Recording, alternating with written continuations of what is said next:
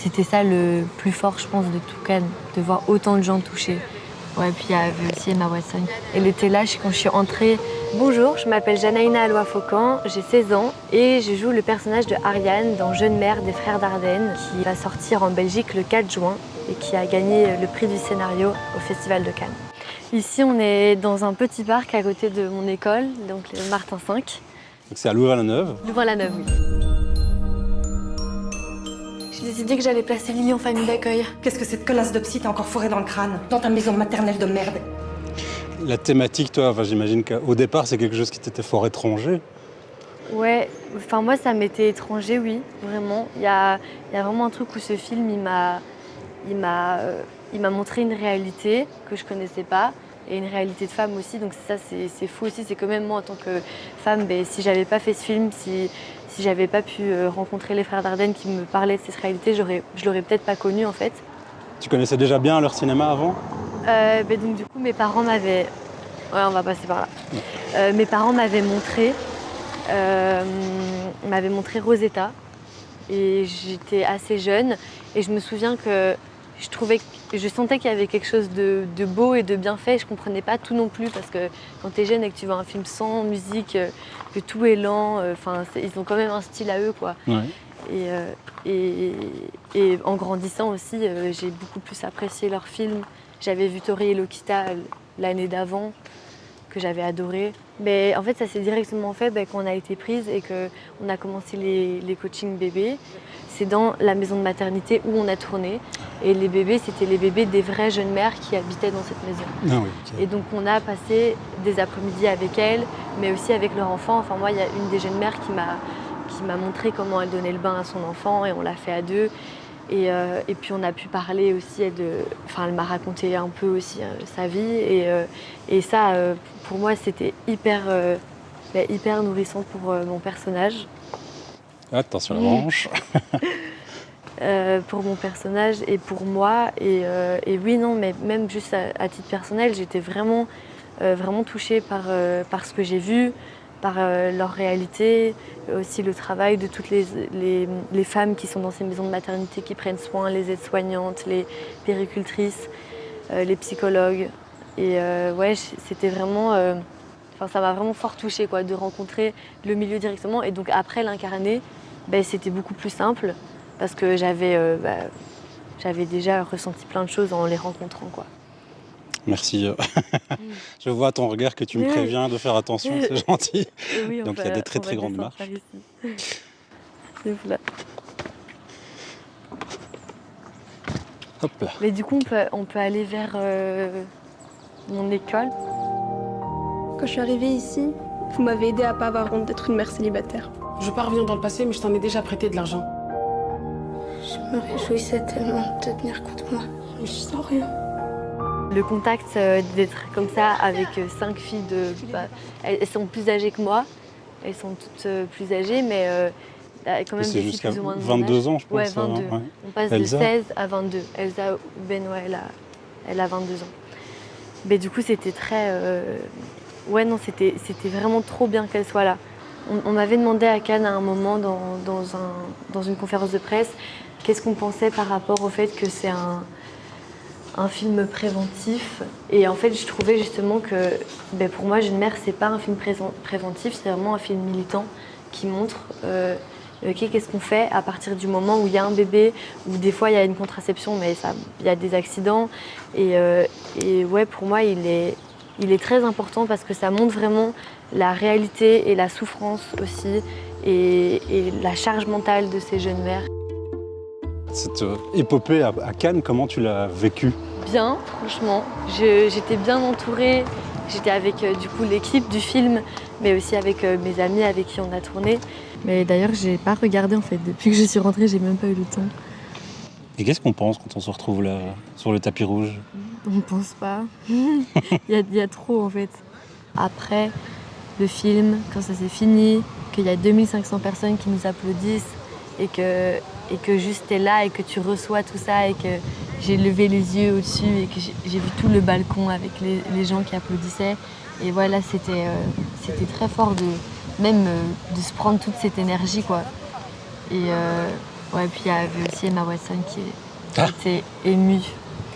Elle a vu, elle était dans la salle, Ouais. elle a vu la projection. Oui, oui, elle était là. Elle était là. Quand je suis entrée, je l'ai vue. Et en fait, elle est venue discrètement. De base, elle devait pas forcément être là. Et ouais, du coup, première fois que je la vois, j'étais hyper émue et contente de la voir parce que pour moi, Emma Watson, c'est un petit peu mon idole de jeunesse. Et ouais, et après le film, tout le monde qui était ému, dont elle. Ça, c'était vraiment quelque chose, quoi. Emma Watson émue, qui me sourit, et du coup, après, j'ai pu lui faire un câlin, c'était trop chouette. Ah, tu peux les filmer, ils vont être contents. Ça, c'est mes amis de théâtre, voilà. Ils vont être dedans, j'en suis sûre. Ah, trop drôle. On est déjà sur le site là. Ouais, là, on est à Martin. J'ai même pas vu qu'on rentrait dedans. Ben, c'est normal, en fait, c'est une école ouverte. Il faut mettre ça comme photo. Mais non, oh, c'est génial. Quelques jours après Cannes, comme ça, on redescend ou est-ce qu'on reste encore un peu perché? On essaye de redescendre. Après, là, c'est plus... je sens que l'excitation et tout est redescendue. Mais c'est vraiment le fait de devoir retourner à l'école. Là, j'ai mes examens bientôt. Et ça, c'est compliqué, quoi. Redescendre, c'est quelque chose, mais en plus, switcher dans un autre mode, en mode l'école, étudier, là, il faut que je m'y mette et j'y arrive pas encore trop encore. Bon, bah voilà. C'est pour ça que t'es partie? Ouais, c'est pour ça, oui. C'est pour ça que ça a été la fin des répètes. Ouais. Donc c'est le lycée Martin V. Oui. C'est Et ici, ça. on peut faire donc des études artistiques. Ouais, il y a une option artistique. Il y a 2 options artistiques. Il y a art et théâtre. Moi, j'ai 8 heures par semaine. L'année prochaine, je pense que je vais passer à 11 heures par semaine. Et ouais, non, franchement, c'est chouette pour ça. Ça me donne vraiment envie d'aller à l'école. Et après, c'est très différent. On me demande souvent si mes options artistiques en théâtre m'aident pour le cinéma. Et je pense que ça m'aide d'office parce que on travaille l'éloquence, l'articulation. Donc ça, dans tous les cas, ça m'aide autant pour le cinéma que dans la vie quand tu dois prendre la parole, t'exprimer. Après, c'est très, très différent du cinéma, vraiment. Surtout d'un cinéma comme les Frères Dardenne, où tu dis quelques mots, si tu les gardes en bouche, c'est pas grave parce que c'est vrai, pour eux. Oui, c'est la recherche du réalisme et du naturel qui est la plus importante. Oui, pour eux, c'est clairement Hop, ça. on va laisser passer. Oui, c'est sûr, ça, c'est clairement, ils recherchent toujours très fort le naturel. Oui, c'est vrai qu'en théâtre, on doit être un peu expansif, pouvoir parler à une salle, donc Ouais, c'est ça. il y a quelque chose de très démonstratif en fait. Ah oui, les frères, c'est tout le contraire, c'est intériorité. Et ouais, c'est ça. Je vais dire un truc, mais j'oublie. Et vous connaissez depuis combien? Depuis qu'on a 13 ans. En fait, on se connaît parce qu'on a fait les scouts ensemble. Ouais, la première année, depuis, c'est mon amie, quoi. Est-ce que c'est la pète un peu maintenant? De fou malade. Elle marche à l'école, carrément, elle dit « Excusez-moi ». Ouais. Non, je rigole. Même ma tête, j'ai l'impression qu'elle a grossi. Elle est super humble et franchement, on est tous fiers d'elle ici. Donc, ouais, hyper contente. On aurait peut-être pu aller dans mes locaux de théâtre, mais là, il y a des gens qui répètent, donc ça va être compliqué. C'est un peu ici que la passion est née ou tu l'avais déjà avant? Non, j'imagine si on choisit des études théâtrales, c'est qu'on l'a déjà avant. Oui, non, je l'avais déjà avant. Est-ce qu'on entrerait là ou pas? Mais donc moi, je suis née dans une famille très artistique quand même. J'ai eu cette chance-là. Et ouais, je crois qu'il y a un truc qui est plus ou moins né, autant chez moi que chez ma sœur, où d'ailleurs on a aussi commencé à réaliser des films toutes les deux, mais réaliser avec iMovie et nos tablettes et nos téléphones. Et on faisait des petits scénarios et on filmait ça dans mon jardin. Après, ma sœur a eu l'envie de faire du cinéma et j'ai un peu commencé par copiage, quoi. J'ai un peu copié ma sœur. Et donc elle commençait à tourner, moi j'avais 7 ans et ouais, je me comparais et je comprenais pas pourquoi moi je pouvais pas aussi tourner comme elle. Et puis il y a eu un moment où ça marchait pas et je me souviens que je m'étais dit, c'était genre à mes 10 ans, je m'étais dit ok, c'est que si ça marche pas, c'est pas pour moi et je change de hobby entre guillemets et je mets plus d'énergie là-dedans. Et donc j'ai arrêté d'avoir des attentes par rapport à ça, mais j'étais encore inscrite sur l'agence de casting et donc j'ai continué à passer des castings régulièrement.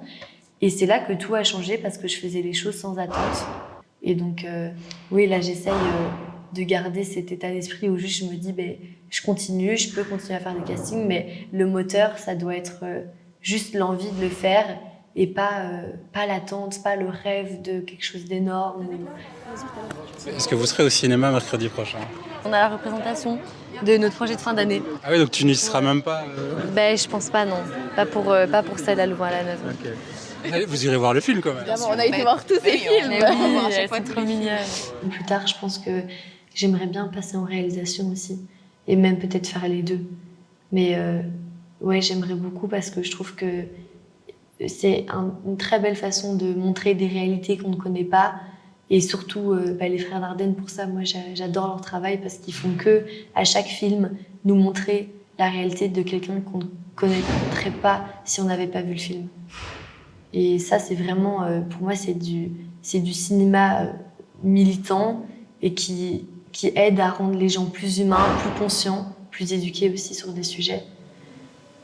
Donc voilà, j'aimerais bien faire ça, peut-être. Bisous, hein. Au revoir. À demain, lundi. C'est quoi tes liens avec Rochefort? Est-ce que tu en as encore? Oui. Moi, j'ai toute ma famille du côté maternel et paternel qui y est. Donc, c'est mes grands-parents, mes cousines. Voilà, donc dès qu'il y a réunion de famille, fêter Noël, tout, c'est à Rochefort que je vais. Donc, je connais pas hyper bien non plus, mais sentimentalement parlant, c'est quand même une ville importante pour moi. Le Cochon d'Or. Ah. Ça, je m'en souviens bien. Les spécialités peut-être du Cochon d'Or en particulier Ouais, on aime bien ça dans les boulets, tout. Ouais, la saucisse du Cochon d'Or, ça. Je veux qu'il ait des parents qui l'aiment. Je veux plus connaître la misère, je veux m'en sortir.